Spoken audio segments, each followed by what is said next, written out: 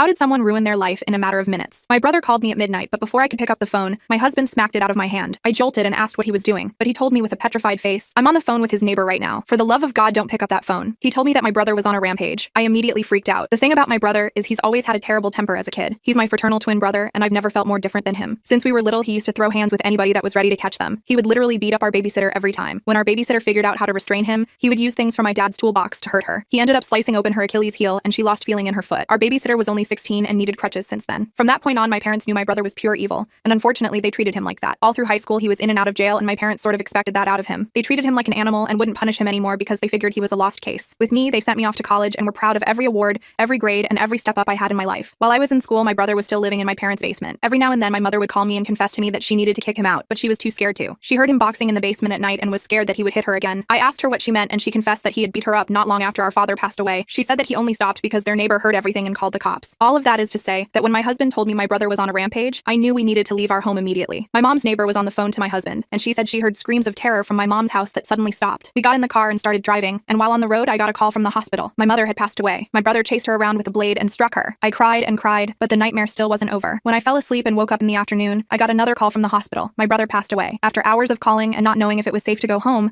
I finally got some answers. Turns out my brother had taken my mother's life and wrote down a confession, planning to call me because I was the golden child, and he was the monster who decided he was going to play his role. But on the way to my house, he got into a road rage incident and drove himself into a tree, where he instantly passed away.